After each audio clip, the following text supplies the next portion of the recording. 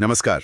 आज हम एक बड़े ही दिलचस्प किताब के बारे में बात करने वाले हैं, इकिगाई, दीर्घ और सुखी जीवन का जापानी रहस्य। हेक्टर गार्सिया और फ्रांसिस्क मिरालिस की लिखी हुई है। हमारे पास इसके कुछ खास अंश हैं और कोशिश यही रहेगी कि इस जापानी कॉन्सेप्ट इकिगाई को समझें कि कैसे ये एक लंबी और खुशहाल जिंदगी से जुड़ा है। तो शुरू करते हैं।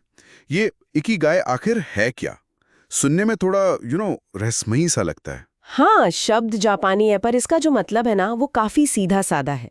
आप कह सकती हैं होने की वजह या आसान भाषा में जिंदगी का मकसद। किताब इसे बहुत अच्छे से समझाती है। ये असल में ना 4 चीजों का मेल है। एक, वो जो आपको करना पसंद है।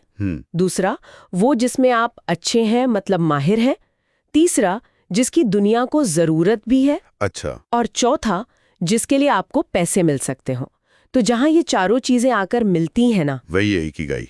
बिल्कुल वही आपका इकिगाई है।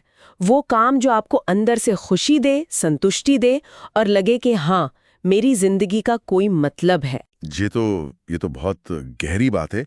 मतलब सिर्फ पैशन फॉलो करना काफी नहीं है, उसे बाकी चीजों से जोड़ना भी जरूरी है। सही कहा।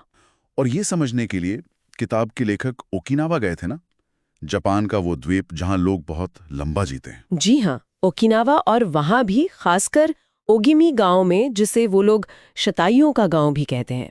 लेखकों ने वहां काफी वक्त बिताया, लोगों से मिले, देखा कि उनका रहन सहन कैसा है।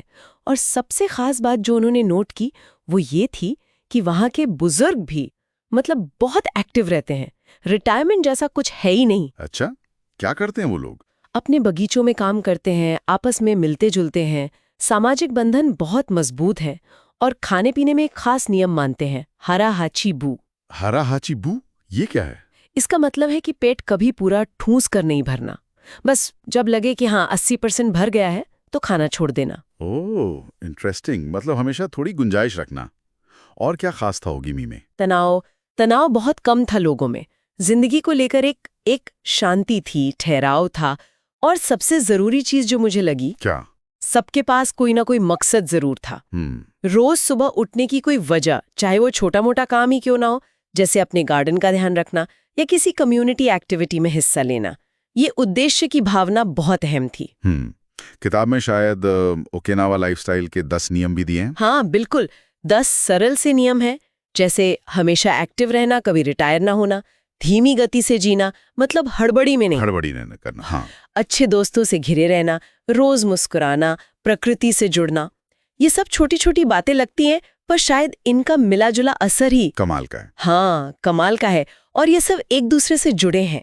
यहीं पर एक और कॉन्सेप्ट आता है, फ्लो का। फ्लो मतलब? फ्लो यानी प्रवाह। ये वो मानसिक स्थिति है जब आप किसी काम में इतने मग्न, इतने तल्लीन हो जाते हैं कि आपको समय का, आसपास का, यहाँ तक कि भूख प्यास का भी ख्याल नहीं रहता। अच्छा, जैसे कोई आर्टिस्ट पेंटिंग करते हुए या कोई म्यूजिशियन रियाज करते हुए महसूस करता है। बिल्कुल वही।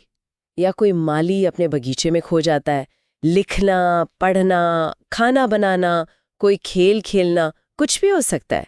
किताब कहती है कि जिन लोगों को अपना इकिगाई मिल जाता है वो अक्सर ऐसी एक्टिविटीज में ज्यादा वक्त बिताते हैं जो उन्हें इस फ्लो स्टेट में ले जाती हैं। इससे खुशी तो मिलती होगी, शायद तनाव भी कम होता होगा। निश्चित रूप से ये आपको फोकस करने में मदद करता है, मन शांत रहता है।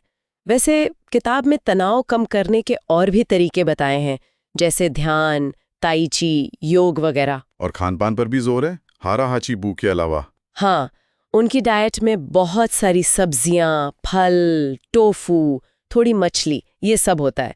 पोर्शन साइज छोटा रखते हैं, रोज ग्रीन टी पीते हैं। और प्रोसेस्ड फूड, चीनी वगैरह कम? हाँ, उनसे बचते हैं।